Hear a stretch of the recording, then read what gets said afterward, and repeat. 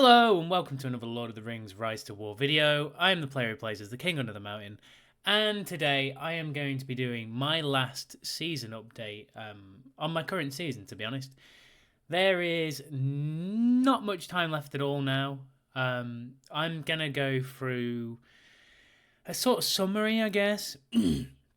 Going to be probably a little bit of a roundup. So I'm going to go through the map. I'm going to work out where all the kingdoms finished. I'm going to look at just a couple of reports. I'm going to look at some unit counters. That's about all, really. I think it's probably the key to it. So I'll probably jump straight into the map. Probably makes the most sense.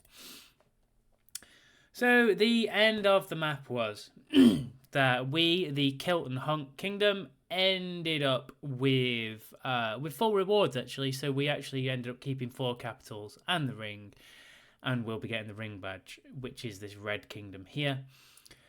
We have been fighting in the main the green, the blue, and this kind of pinky coloured kingdom around here. So this is Meow and Avalon, who we've still been fighting for the last few days, and to be perfectly honest, they put the most pressure on a capital over the last week or so. That's why a few of us relocated down here, and we pushed them right the way from Gorgoroth the last few days, all the way back down here. So we're just kind of now skirmishing over here for the end of the season. We'd never got any intention, really, of going any further. So that's kind of where we're at. There's still some good pins, considering there's only 1 day left. Another decent pin there. There's still war going on in the north. Not as much, to be honest, from what I've heard, but there's still war going on. There's still another pin here that keeps moving around. Another pin here that keeps moving around. There's still another pin in Emmanuel up the top. And there is still in Verlinden this pin between Brav and June, which has kind of been moving around here for a long period of time as well. So this is the Otter and Odin Kingdom, and they will end with 3 capitals, which was the agreement that we made, basically to just control the fight into this area here, probably a week or so ago now. They've been really good this season, fought really hard, and been a good group to play with. It's been a good server to play on. There hasn't been a great deal of sort of toxicity, shall we say, is probably the key, which has been quite nice. Then on this side you have the Ibis and Echo Kingdom, and again they will finish with 3 capitals. This kind of wasn't agreed officially between the two parties, but we kind of all knew where we were at with it. We were never going to really try and push through here because, again, they've been great opponents, and we kind of know a lot of them quite well anyway. But through the season, everyone's got quite close, and everyone's kind of spoke a lot on this server and sort of really got involved. It's been a really, really active server, and you'll see that from the merit boards at some stage when I get to them. Avalon and Meow have probably been, in its own way, the kingdom that's impressed me the most this season. And occasionally they may have complained about how unfair things have been. But it's been very occasional, and it's been through a couple of players, not through a mass group of players. And not to go into it, but potentially we may have had some incidents in Diplo with them. But in the main, whenever they've been pushed, they've just come back and come back and come back, and they've never given up. And I completely respect teams that just keep doing that. And they've basically given us the runaround. I mean, at one stage they were nearly at Minas. They took Pelaga, I think, at one stage as well. So for a kingdom which isn't the most whaled, but really they are active, they've been a lot of fun to play against, and I've got a great deal of respect for them because even whenever they've been pushed, they've always tried to push back. Like even now, they're still fighting, and it's really good to see. I think it's good for the game. I think it's nice to play teams that tile a lot because it's a new function for a lot of players, particularly our players, and sort of a lot larger teams than us have a movement problem. I would kind of say, and playing against teams like that, it helps you develop your movement skills and how to block paths and things like that.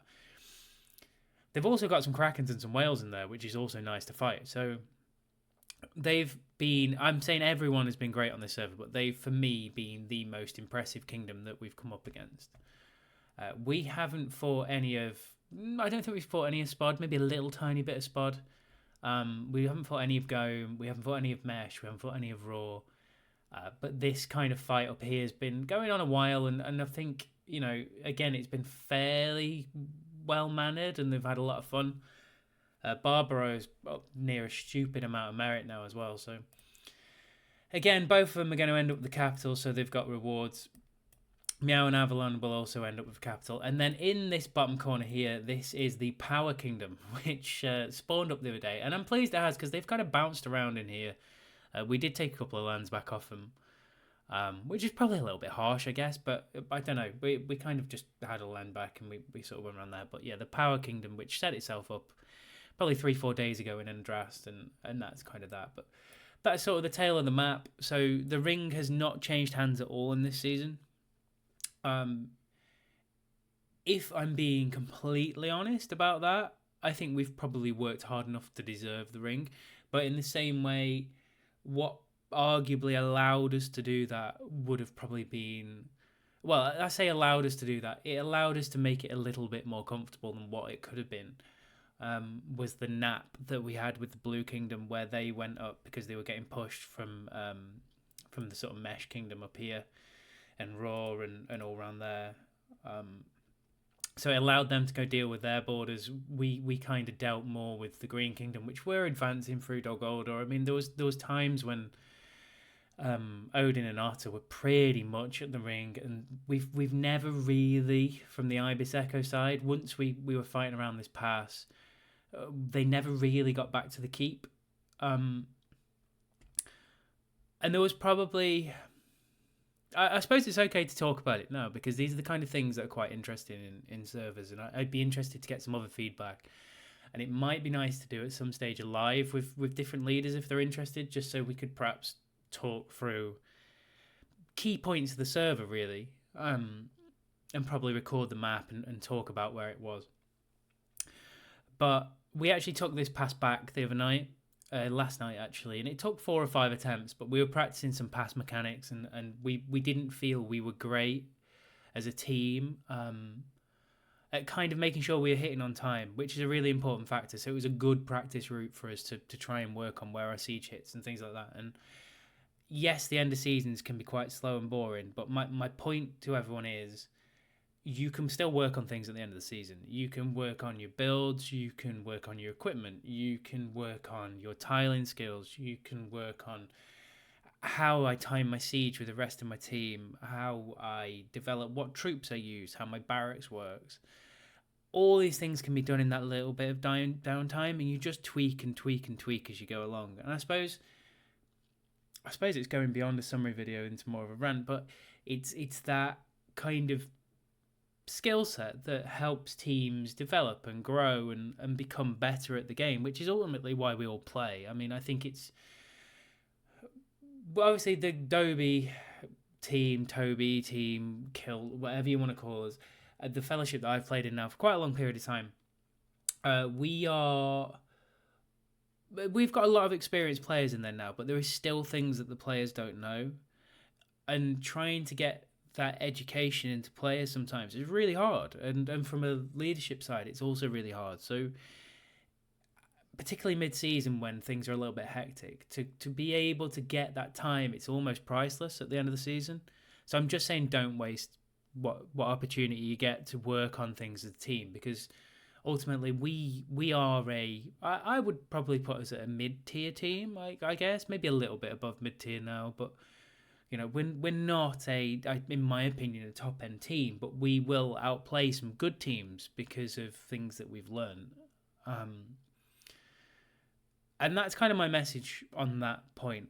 So just kind of keep your team learning and engaged and having fun, because that's when they learn the most. So that kind of went off in a direction that I wasn't necessarily thinking it to go. But anyway, we took that back last night. And my point before I kind of went off on one is, there is key points in a season, and like I say, I'm okay to admit this now, and I'm sure no one will mind, but we had a battle over this pass here, and I think there was 2 days where we tried to take it, and the first time round we failed miserably. As in, we probably did about 100 Ks worth of siege out of it.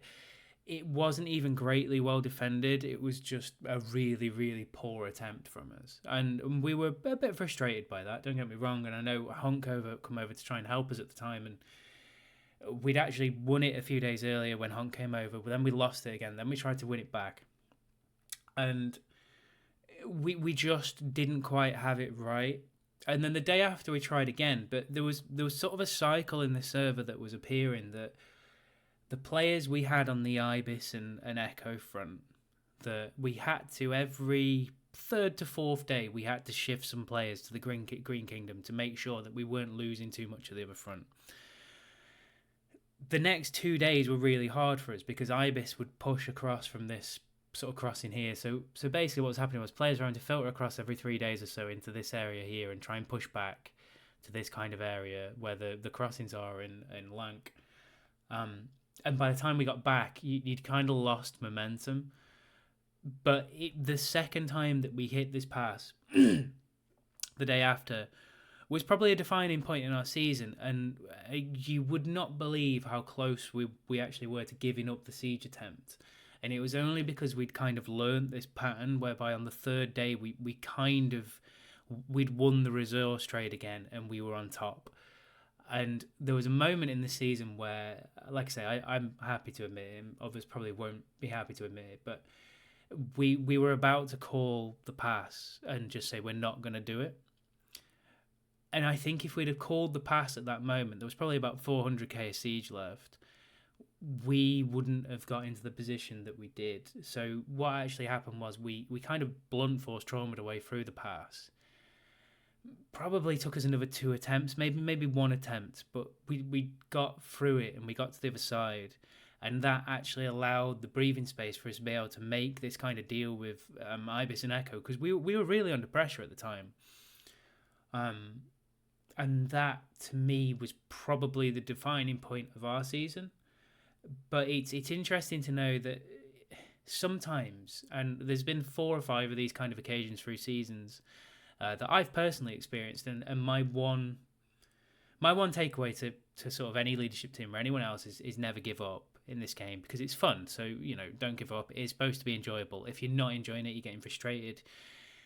It becomes difficult, granted, but just don't give up. Keep playing. Work the way around things that you're doing. And there have been so many times when we've been so close to giving up, but the other team's just given up before we've been able to kind of bring ourselves to give up. That it now means that we kind of try and push ourselves through. And if you can get beyond that moment, it does define your seasons. And I honestly believe it defined ours, because it allowed us to make the nap with Ibis and Echo, which allowed us to push the Green Kingdom. And from there, we were probably a little bit more comfortable, because even though we became stretched down here, so Odin kind of flanked us, really used one of our own skills against us. We've been very good at flanking teams over the seasons, and Odin basically flanked through here and got to somewhere here, and we had to send a team to come back here. So it's been a real movement season for us, and a really big learning curve. But this breathing space here allowed us to deal with this, and without that breathing space, if we'd have never got through that pass, I think they'd have took SAV keep and we'd have been in trouble. And the only time we may have got that back is if they had to go and deal with this border, which they would have done at some stage, but they could have defended this pass better, or they'd have had the keep and the pass to keep themselves at bay. That, to me, is probably one of the things I don't talk about too often in videos, defining moments in season, but that is probably, to me, the one that really stands out. So that's the map, and that's took me a lot longer than what I normally would, but like I say, it's the end of season 1. Loads of different things happened. Obviously, we started war here with Avalon and Meow, and with the mechanics, you don't really get much choice. I kind of alluded to it in one of my early videos in this season, because of the way the passes open up, you've kind of got to go to war with your neighbour, and we didn't have a neighbour this side. All this was just blank land. So if we were going to try and level, we didn't really have a great deal of choice. I'm not sure what broke down Diplo-wise, but I know that we then obviously went to a full-scale war, and that was kind of that really for the season. But it's interesting how these sort of things work. there was the Rot Kingdom here, which I've finally remembered the name of at the last day of the season, which then formed into Avalon. So it's been a really entertaining season. There's been a lot of takeaways as a team, I think, that we've come around to, and we've had to use squad systems a lot more than what we've done in the past. The game now allows you to use squad systems a lot easier than perhaps what it was before. And really and truthfully, Honk have been a great kingdom partner to us, because they have also, they held off a lot of this Green Kingdom for a large period of time, allowing us to kind of switch between these two fronts. And this isn't a slouch kingdom, Odin and Otter have got some great players. So yeah, it was nice to be able to do that, and Ibis and Echo have too. So it's been fun, but I would be interested to see the map now if we hadn't have had that nap, or potentially took that pass that day, because I think it would probably look a little bit different. So that's the map, and that was a long running thing on the map. So I apologise that was longer than normal. And probably one of the more real things that gets said in this game, I guess. So then we'll go into the production leaderboards. And Mavius has, at this stage, I would suggest, farmed pretty much Middle Earth. That's a great effort. And also over Mars from Echo, that's also a great effort. Anyone who's above Raven in production has done pretty well in a season. Rooster, I'm very happy he's joining us next season. It's been a long time coming, but there's then a couple of donuts in between, and then I finished in 7th, and I'm another person who likes high production because of the way I play. So the higher the production, obviously, the more troops I can kick out, the more fighting I can do, because I haven't got the biggest account in the world. It is a good account, it is a big account, but it's not the biggest. So I have to basically win resource trades or have enough resources to carry on trading.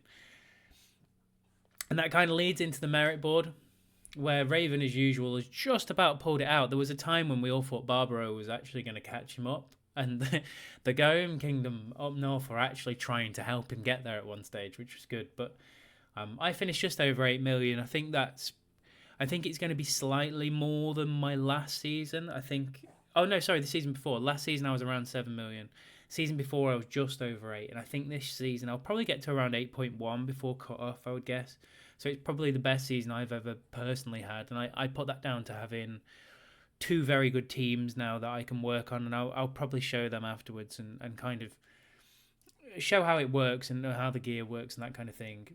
Emmy's come back to us this season, and he is, brilliant, really. I think he was Holmes' top player the season that he left us, so he snuck his way up to 4th.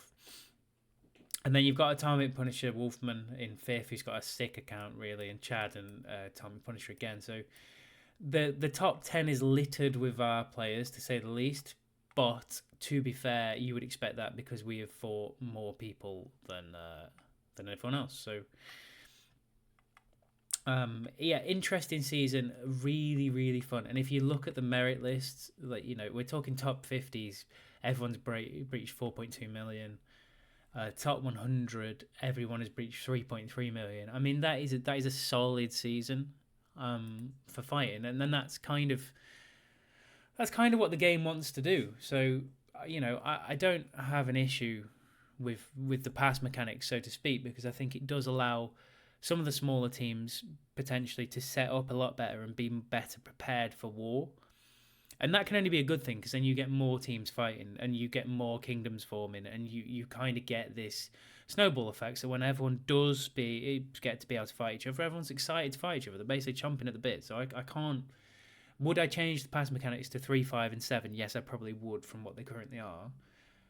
But I don't think they're such a bad thing, because they're not allowing people to restrict access to the central lands really early and then just defend. So it's opened up a lot of different battlefields, which I think is quite nice. I know they've got a lot of criticism for that, but I actually think it's been pretty good. Hunk will take the Farmer Fellowship Award. Congratulations. And we'll come second, I would guess. Ibis might be able to sneak over, but we'll get some rewards for that. Ibis in 3rd, Odin 4th, Echo 5th, Otter 6th, and then you've got Avalon, Mesh, Gome, and Spod and Meow all around 1 million, with Raw just slightly below. Even Peen got over 500,000 in the end. A little Peen, bless him. Um, so yeah, it's been a good season, and there's lots of active fellowships. To be fair, which has been nice, and it's nice to see the game in that healthy state.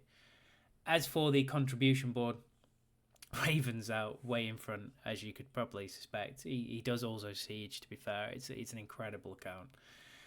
And it looks like I'm going to finish second. There's a big gap there, to be fair, but nice to see that I've managed to pull that around. Because at one stage I thought I was probably going to end up with about 6 million merit, so had a good couple of last weeks, I would say.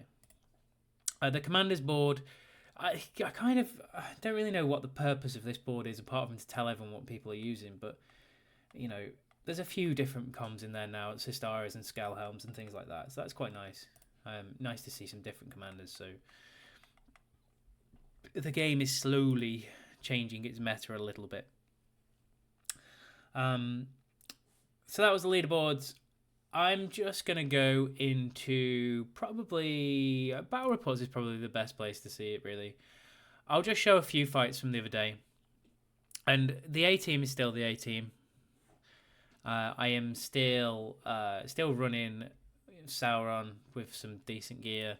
I'm still running Saruman, who's just gone up a respect level, actually. I got some nice rolls on his unique this season. My Dane's still pretty disgusting. I'd like some more Palantirs, but you can't have everything in life. And then the new addition really this season is that I changed to the fiddle from the Merius Reigns, and I've been quite impressed with that. At first, I thought it was more of just a showpiece because I could actually full refine it rather than full refine. It kind of was secretly. But it has helped a little bit, and that extra little bit of White Council has seemingly done me some good, so I'm quite happy with that.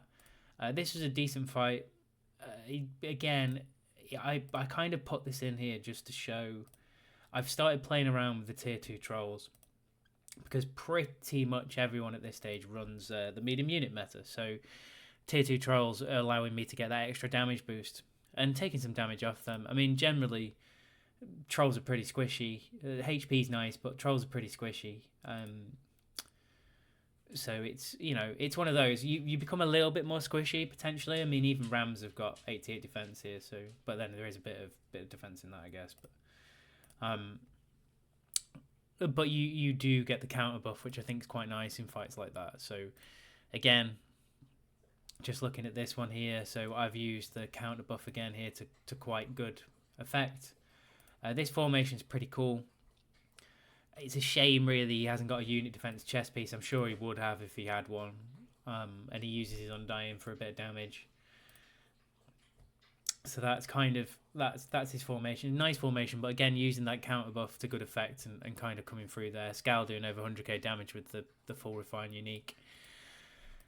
I like throwing in the odd one of these reports and saying hi Safe House and please send more reports to Carb like this one. But Safe House has been a good opponent all season, works really hard. Although I feel like he's been bombing my fort today just for fun. But Safe House does really well with the formation that he's got. He's actually a really, really, really, really good player, and I can't fault him really for what he does with what he has. Again, once I started using the counter buff, I think at one stage I was down to about 2k versus this formation if I run mediums or smalls, but in the trolls, getting to about 4.5k. Again, my time's been spent mainly around Gorgoroth now for a while, so I've been picking out these sort of fights. Again, Saruman with the trolls. So just, yeah, winning the odd fight like this, which is quite nice.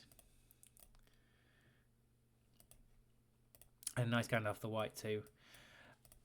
I was quite happy with this. I still haven't found a way of beating this disgusting version of troops.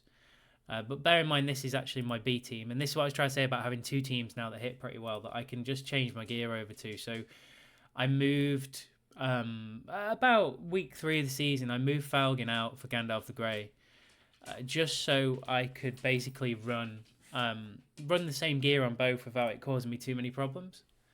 So that worked quite well for me. So I use Witch King as my main tank, and that's worked really well. But this formation is absolutely disgusting. He is probably, he's definitely actually Meow's best player. And he runs Kirin pretty coolly as well with half trolls. Really nice Astaro. But his damage is always really good. This guy is like the draw master. So again, B team running into these was pretty good. I mean, it's nice to have a second formation that you can throw at things and know that unless it's kind of a real top level formation, you're going to get an okayish result.